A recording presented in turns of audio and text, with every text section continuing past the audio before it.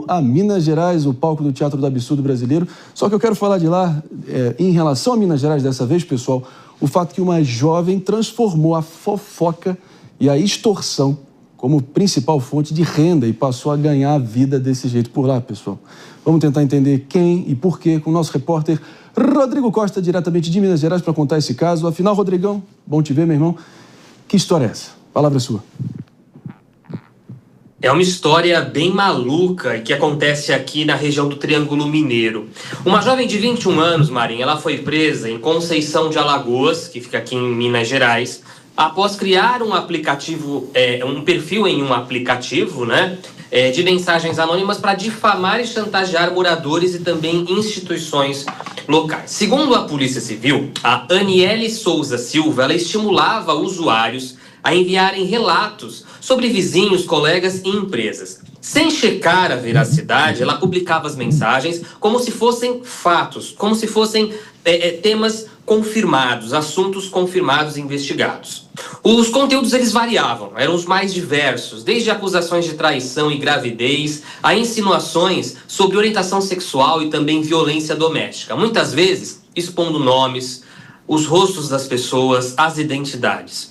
Algumas postagens, elas chegaram a ultrapassar 1 milhão de visualizações, até 1 milhão de acessos. Uma instituição de caridade local, por exemplo, ela teve uma queda brusca nas doações após um post nesse perfil acusar injustamente uma funcionária de maltratar uma criança com deficiência. Então, esse era o nível das postagens que aconteciam neste perfil de um determinado aplicativo. Moradores começaram a procurar a polícia, relatando constrangimento público, danos à reputação e prejuízos financeiros. As investigações avançaram e essas investigações mostraram que a Aniele ela exigia entre R$200 a R$500 via Pix para apagar esses conteúdos. Mesmo após a abertura do inquérito, as postagens elas continuaram, o que levou a justiça então a decretar a sua prisão preventiva.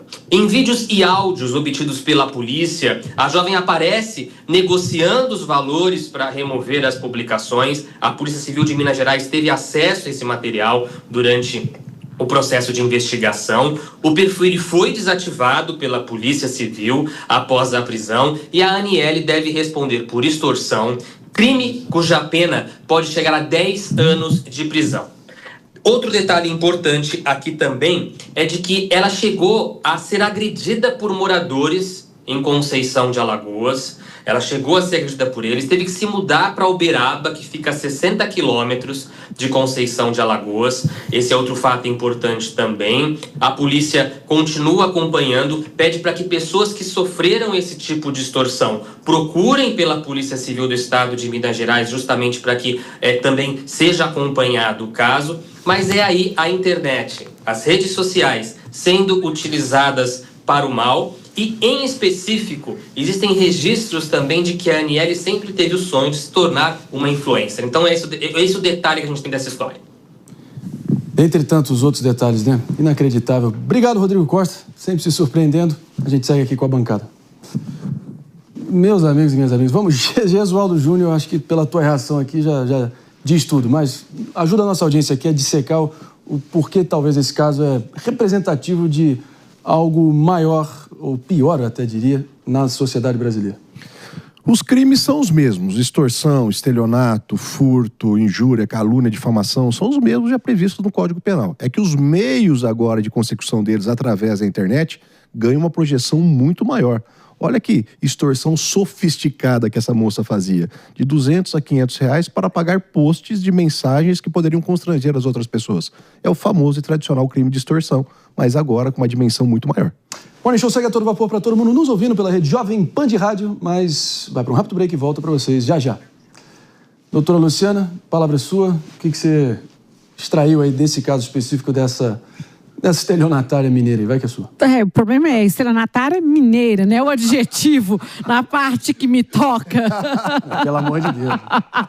Eu não posso deixar de comentar o ponto de identidade. Você tá falando com só carioca esse. Aqui, só ele. Tá também terminou aí. Pelo amor de Deus. Também terminou aí.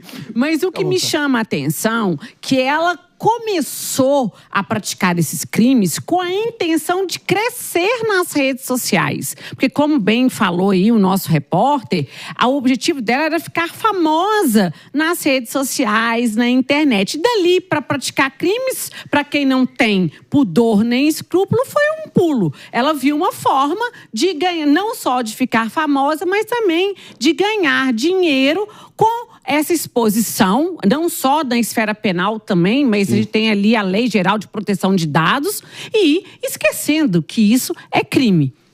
E aí, Manon, o que você achou? Não, é absurdo e mostra, como estava falando o Josualdo, a migração do mundo do crime presencial para o crime virtual. Esse é um fenômeno crescente e que faz com que a gente precise debater como aumentar a capacidade do Estado brasileiro, das delegacias, do Ministério Público de averiguar e processar esses casos. Porque, afinal de contas, aquilo que é crime no mundo real também é crime no mundo virtual. Então, não é sequer necessário haver a conversa sobre regulamentação de redes sociais, por exemplo, para punir esses crimes que já são crimes no mundo real. Então, o que a gente precisa é conseguir equipar o sistema de justiça criminal e as polícias para sofisticar a sua capacidade de investigação e conseguir punir dessa forma, com mais eficiência, esses criminosos virtuais. Mas sem desprezar a necessidade da regulamentação das redes sociais também. Mas é um tema paralelo. Paralelo, mas sem a gente desprezar essa necessidade. A ver, enfim, sempre colocam os piores exemplos entre nós para justificar, enfim, outras medidas que podem acabar abarcando muitas outras coisas piores nessa questão de regulação de rede social. Vamos aqui com a nossa Jess Peixoto. Brevíssimo comentário, a gente vai em frente. Brevíssimo. Eu vou expandir isso para situações de pessoas que normalizam hackers, né? E aqui no Brasil a gente tem essa normalização tanto na esquerda ali, no momento da Lava Jato, e agora também com Carla Zambelli ali na relação com o hacker. Então, com o mesmo hacker, vale mencionar. Então, assim, a gente não pode normalizar crime, a gente deve combater esses crimes e a gente não pode ignorar que extorsão, que ir no conteúdo, invadir privacidade, tantas coisas que estão acontecendo no mundo de hoje da internet estão crescendo cada vez mais.